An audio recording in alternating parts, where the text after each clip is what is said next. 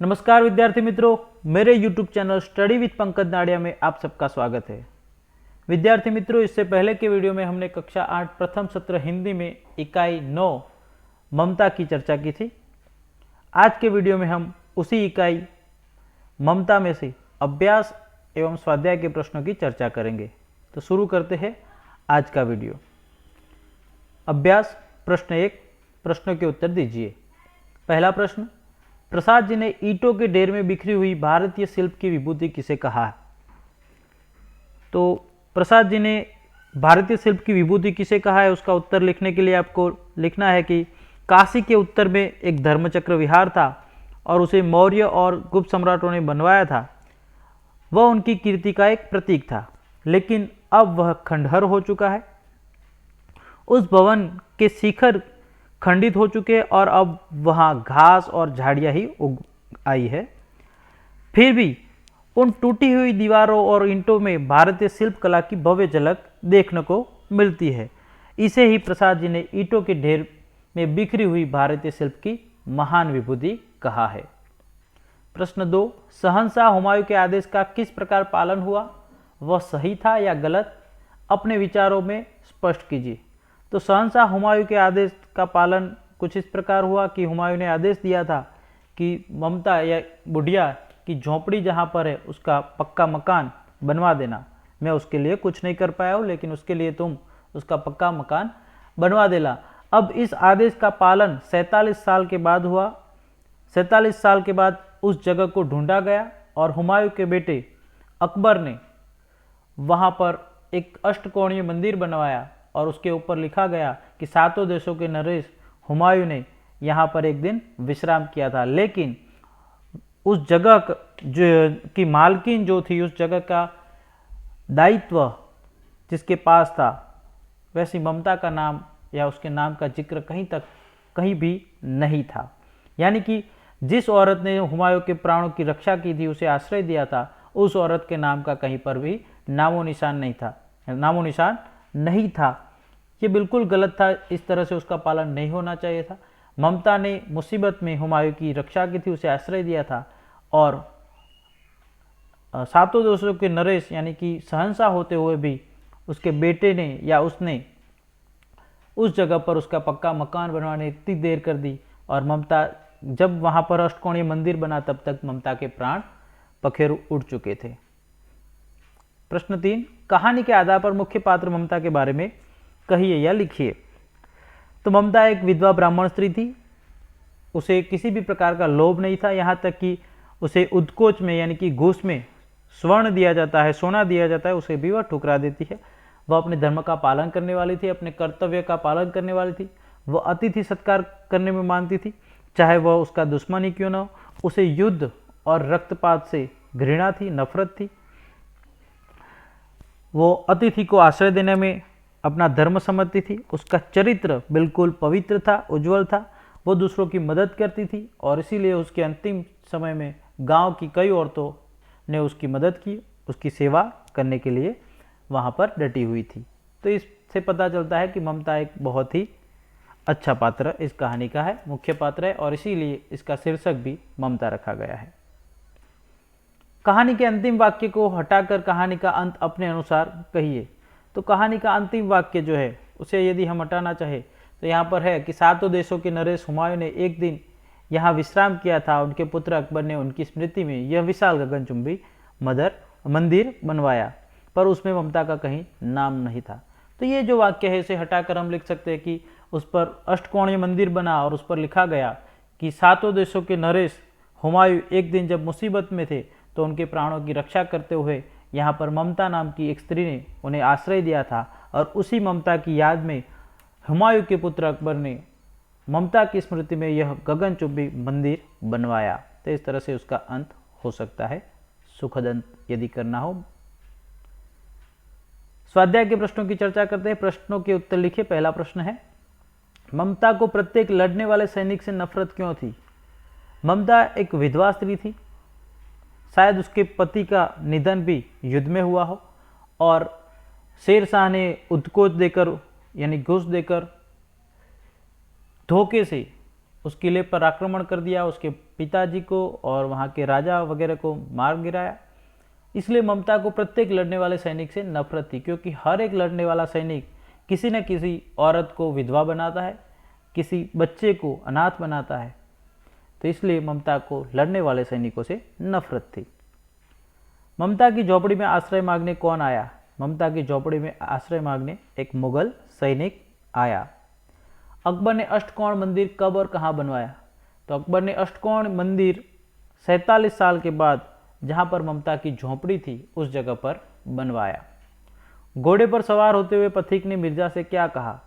तो घोड़े पर सवार होते हुए पथिक ने मिर्जा से कहा कि मिर्जा, मैं उस औरत के लिए कुछ न कर पाया, मैं उसे कुछ न दे पाया, तुम उसका घर बनवा देना, उसका पक्का मकान बनवा देना।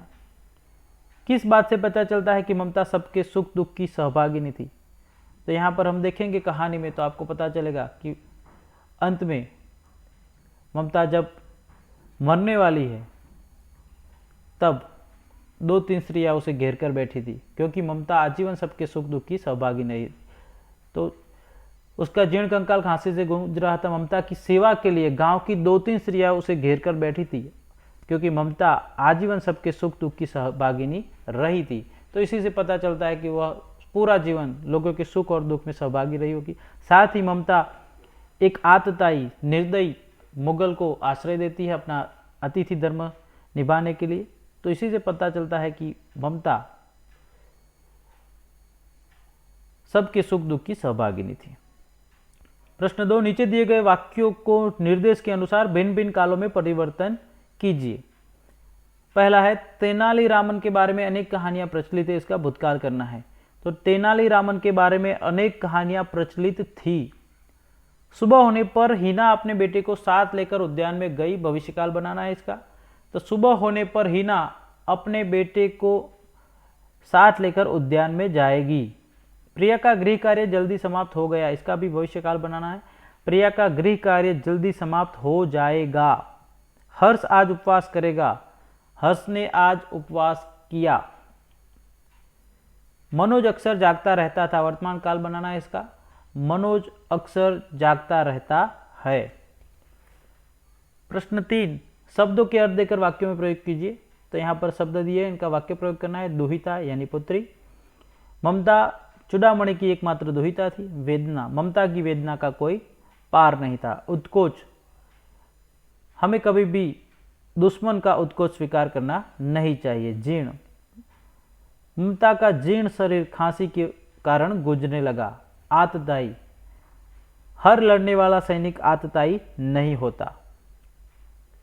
तो इस तरह से आप अपने हिसाब से वाक्य बना सकते हैं। प्रश्न 4, नीचे लिखी कहानी एक वचन में है, इसे बहुवचन में लिखकर उच्च स्वर में पढ़िए। तो इसका बहुवचन करना है। यहाँ पर उदाहरण दिया है कि यहाँ एक चिड़िया पेड़ पर रहती थी, अनेक चिड़िया पेड़ पर रहती थी। यहाँ ध्यान ये रखना है कि चिड़िया हो जाता है, चंद्रबिंदी लगती है ऊपर, चिड़िया और चिड़िया।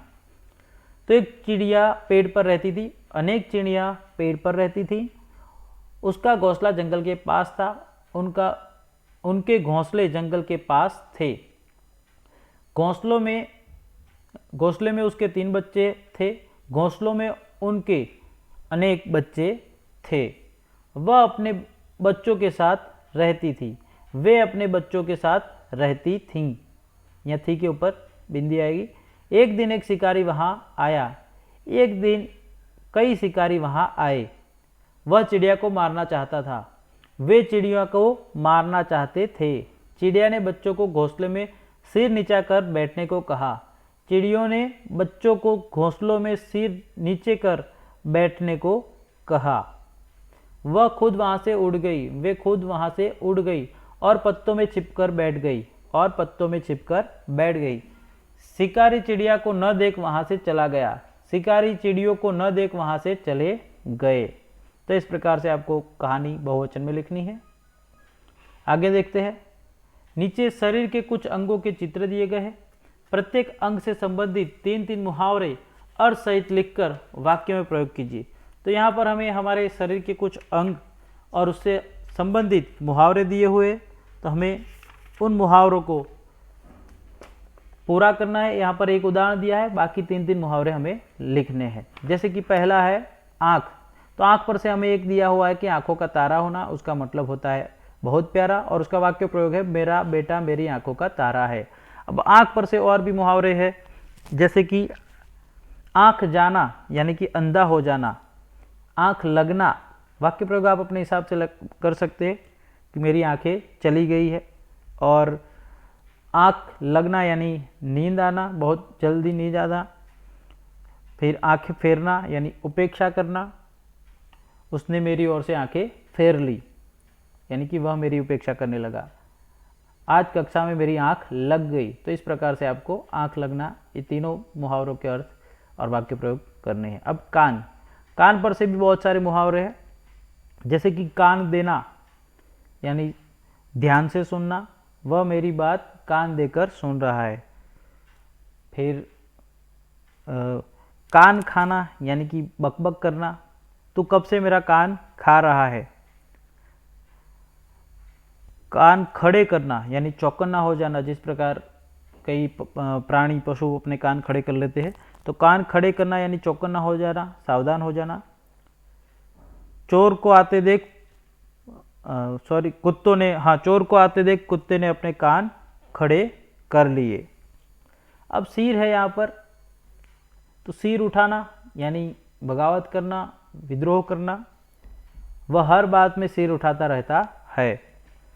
सिर नीचा होना यानी लज्जित होना, पराजित होना, तुम्हारे इस कार्य की वजह से हम सबका सिर नीचा हो गया। सिर पकड़कर बैठ जाना यानी पछताना, तो तुम पहले तो पढ़ाई करते नहीं थे, अब जब परिणाम आया, रिजल्ट आया, तो उसे देखकर सिर पकड़कर बैठ गए। अब हाथ है, हाथ आना यानी मिलना,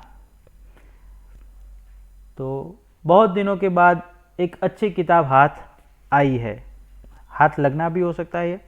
फिर हाथ मलना यानी पछताना, तुम हाथ मलते रह जाओगे और मैं कक्षा में प्रथम आ जाऊंगा।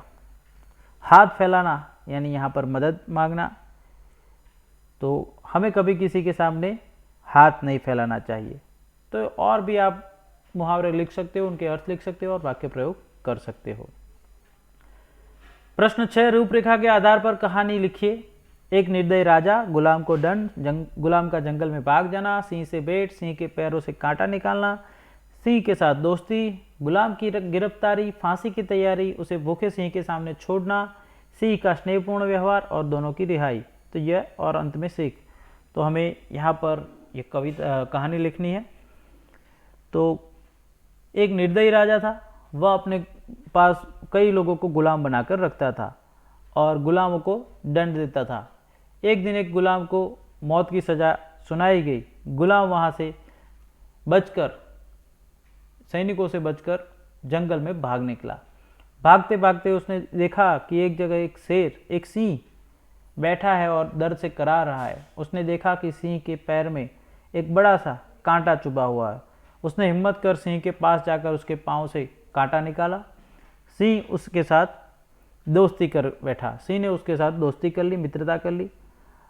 लेकिन थोड़े दिनों बाद ही उस गुलाम की गिरफ्तारी हो गई। सैनिकों ने आकर उसे पकड़ लिया। निर्दयी राजा ने गुलाम को फांसी की सजा देने के लिए को कहा, लेकिन इस बार उसने उसे तड़पा तड़पा कर मारने के लिए भूखे शेर सिंह के सामने छोड़ने का निर्णय किया। उसने गुलाम को रखकर सिंह का पिंजरा वहां पर लाया गया और सिंह को पिंजरे से निकालकर उसे गुलाम को खाने के लिए छोड़ दिया। लेकिन सिंह गुलाम के पास पहुंचकर उसे पहचान गया, वही सिंह था जिसके पाँव से कांटा उस गुलाम ने निकाला था। दोनों ने एक दूसरे को पहचान लिया और दोनों ने एक दूसरे के साथ स्नेहपूर्ण व्यवहार किया। सिंह ने उसे खाया नहीं, लेकिन उसके साथ प्यार करने लगा। यह देखकर सब हक्का बक्का रह गए, सब चौंक गए। जब गुलाम ने सारी बात बताई तो राजा की आंखें खुल गई और उसने दोनों को वहाँ से रिहा कर दिया। तो इस कहानी से हमें सीख मिलती है कि खूंखार पशु भी अपने साथ किए हुए उपकार को नहीं भूलते। तो हमें भी हमारी मदद की हो किसी ने या हमारे ऊपर किसी ने उपकार किया हो तो उसे कभी भूलना नहीं चाहिए। आगे चित्र है और चित्र के आधार पर हमें कहानी लिखनी है। यहाँ पर एक बूढ़ी औरत है, वो पानी के लिए चिल्ला रही है। एक लड़का आता है, वो नहीं देता है, दूसरा आता है, उसे देता है। और फिर उसे घर छोड़ाता है और अंत में बहुत अच्छा बच्चा है, इस तरह से लिखा है। तो ये कहानी आप अपने हिसाब से भी लिख सकते हो कि एक बूढ़ी औरत थी, वो धूप में चलकर जा रही थी और थक गई, पेड़ के नीचे बैठ गई और उसे पानी की ज़रूरत थी, बहुत तेज़ प्यास लगी थी, तो पानी पानी चिल्ला रही थी। वहाँ से एक लड़का निकला, उसने उससे कहा कि बेटा मेरे लिए पानी ला दो, लेकिन उसने उसका मजाक उठाया और बुढ़िया कहकर वहाँ से चला गया। एक छोटा सा लड़का पीछे पीछे आ रहा था, उसने वहाँ जाकर बूढ़ी दादी को पानी पिलाया और साथ ही उसका हाथ पकड़कर उसे घर ले गई, उसे घर पहुँचाया। तो उस दादी ने घर जाकर उस बच्चे को खाने के लिए पेड़ा दिया और उसे गले लगाकर कहा कि बहुत अच्छा बच्चा है। तो इस प्रकार आप कहानी लिख सकते हो। प्रश्न 8, नीचे दिए गए शब्दों में से संज्ञा, सर्वनाम और विशेषण पहचान कर वर्गीकृत कीजिए और उनका वाक्य प्रयोग भी करना है। तो हमें यहाँ पहचानना है कि ये सर्वनाम है, विशेषण है या संज्ञा है, और फिर उसका वाक्य प्रयोग करना है। तो हिमालय क्या है? संज्ञा है। उसका वाक्य बना सकते हो आप अपने हिसाब। हिमालय सबसे ऊंचा पर्वत है। मुझे सर्वनाम है, मुझे आज कुछ अच्छा नहीं लग रहा। खट्टा विशेषण है, मुझे खट्टा खाना अच्छा लगता है। तुम्हें सर्वनाम है, तुम्हें मेरी हर बात में टांग अड़ाने की आदत है। बड़ौदा एक शहर का नाम है, तो ये संज्ञा है। तो बड़ौदा शहर बहुत अच्छा है।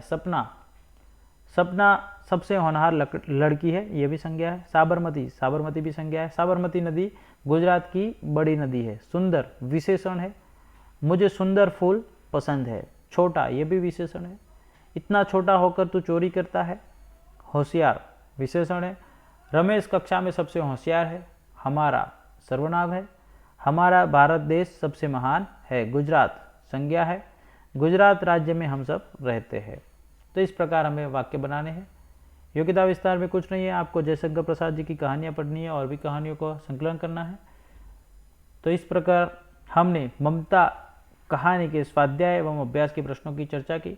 विद्यार्थी मित्रों, यह वीडियो आपको कैसा लगा कमेंट में बताइए। वीडियो अच्छा लगा हो तो वीडियो को लाइक कीजिए, अपने दोस्तों के साथ शेयर कीजिए, और यदि आपने मेरा channel study with Pankaj Nadia subscribe ना किया हो तो चैनल को अभी सब्सक्राइब कर ले, ताकि आने वाले हर नए वीडियो की अपडेट आपको मिलती रहे। मिलते हैं एक नए वीडियो के साथ, तब तक के लिए गुड बाय।